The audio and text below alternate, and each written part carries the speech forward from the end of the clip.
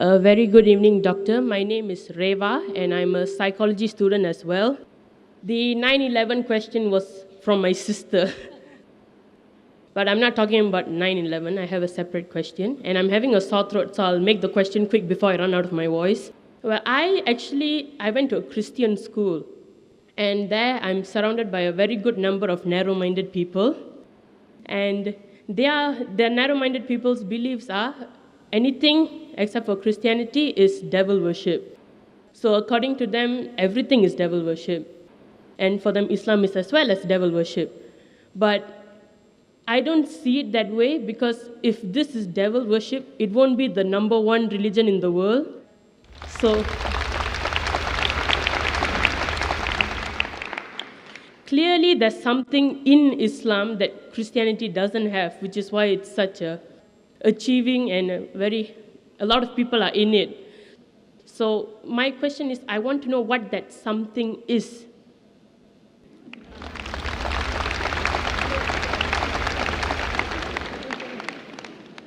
Sister asked the question that she went to a Christian school, she was surrounded by Christians who she calls narrow-minded. Here you're surrounded with broad-minded people, mashallah.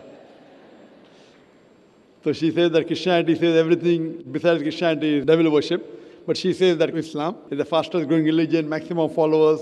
So what is it, the in thing, that people are inspired towards? Sister, I've been in this field for dawah for more than 20 years. More than 20 years I've been in this field of dawah. And I've met many people who have reverted to Islam, from Christianity, from Hinduism, from Buddhism, from Sikhism. And each one is inspired by different things.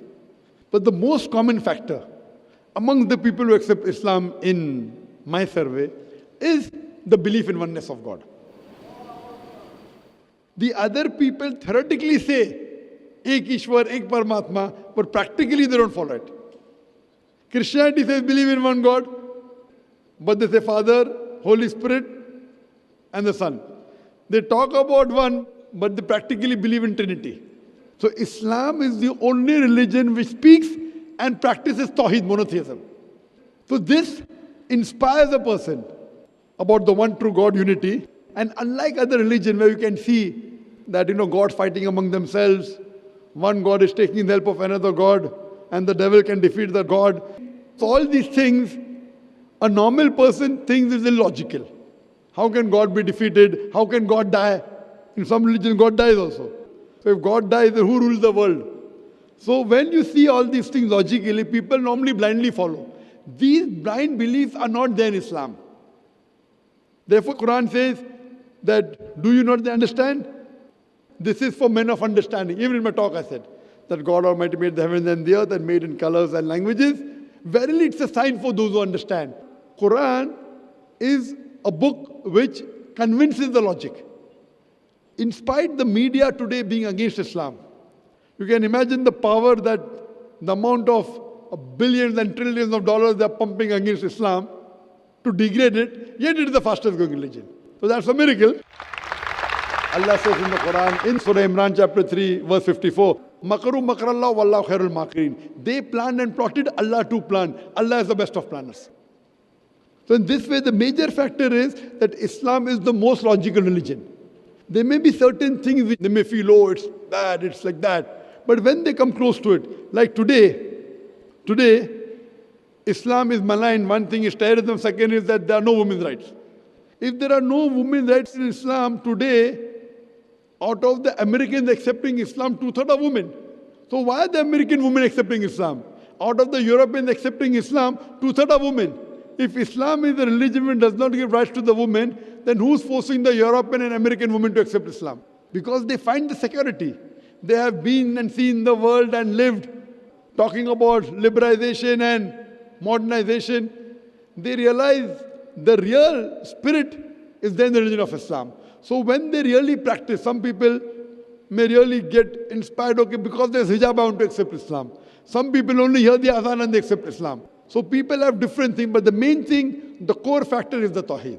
So whatever they're inspired by, once they come to Tawheed, the oneness of God, He is our creator, He is our sustainer, He is our cherisher, which was the core factor of my talk today. Then, and these people who accept Islam, they become more practicing than those people who are born in a Muslim family. Sister, do you believe there's one God? Yeah, I do believe there's one Do you God. believe idol worship is wrong?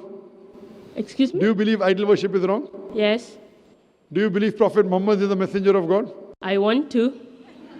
So why don't you? Because I'm not inspired yet. I want to be inspired. It's nothing like inspiration. If you say you want to, if somebody is stopping you from, Myself, I want to be inspired. I want to know that that is the truth and the that's only right. So truth. maybe you coming to the lecture is not enough inspiration. You coming to the microphone to ask this question is enough inspiration for you, since you believe there's one God, since you believe idol worship is wrong, and if you believe in Quran. Have you read the Quran? No. I would request you to read the Quran, and if you read the Quran, you'll understand more about Islam. And I had given a talk yesterday, Muhammad Sallallahu Alaihi Wasallam, in the various world religious scriptures. And I gave quotations of Prophet Muhammad mentioned in the Hindu scriptures, in the Christian scriptures, in the Jewish scriptures, in the Buddhist scriptures. Only if you read, since your background is Hinduism, I believe, Christianity. If your background is Christianity, have you read the Bible? Yes, it was a subject in my school. Fine, I'll just give you the references. Prophet Muhammad, peace be upon him, has been prophesied in the Old Testament and the New Testament. In the Old Testament, he's been prophesied in the book of Deuteronomy, chapter number 18, verse number 18. In the book of Deuteronomy, chapter number 18, verse number 19. In the book of Isaiah, chapter number 29, verse number 12. In the Song of Solomon, chapter number 5, verse number 16.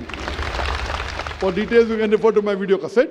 He's also prophesied in the New Testament. In the Gospel of John, chapter number 14, verse number 16. In the Gospel of John, chapter number 15, verse number 26. In the Gospel of John, chapter 16, verse number 7. As well as Gospel of John, chapter number 16, verse number 12 to 14. I'll just give you one prophecy to make it short. Jesus Christ, peace be upon him, said in the Gospel of John, chapter number 16, verse number 12 to 14, he said, I have many things to say unto you, but ye cannot bear them now. For he, when the Spirit of truth shall come, he shall guide you unto all truth. He shall not speak of himself. All that he hears shall he speak. He shall glorify me. So this prophecy of Jesus Christ, peace be upon him, I have many things to say unto you, but ye cannot bear them now. For he, when the Spirit of truth shall come, he shall guide you unto all truth. He shall not speak of himself. All that he hears shall he speak. He shall glorify me. This refers to no one but Prophet Muhammad, peace be upon him. Because it says, he shall not speak of himself. All that he hears shall he speak. And you know the history of Prophet Muhammad, peace be upon him, that Almighty God gave the revelation to Prophet Muhammad, most of it through Archangel Gabriel. Whatever he got, he repeated verbatim. And he shall glorify me. If you see, there is no messenger of God, no person who claimed to be a messenger has ever glorified Prophet Jesus except Prophet Muhammad, peace be upon him. So it's mentioned in the Bible that this man to come, he will glorify me. And all the other references I gave you, it is pointing out to the coming of the last and final messenger, Prophet Muhammad, peace be upon him. And even the Quran says, it's mentioned in the Quran in Surah Saf, chapter number 61, verse number 6, that Jesus Christ, peace be upon him, was sent as a messenger to the Bani Israel, to children of Israel, to the Jews. And he said, I give you glad tidings of a messenger to come whose name shall be Ahmad. And Ahmad is the second name of Prophet Muhammad, peace be upon him. Prophet Muhammad, peace be upon him, is not prophesied only in the Bible, Old and New Testament. He's even prophesied in the Vedas, in the Puranas, in the Hindu scriptures, in the Parsi scriptures, in the Buddhist scriptures.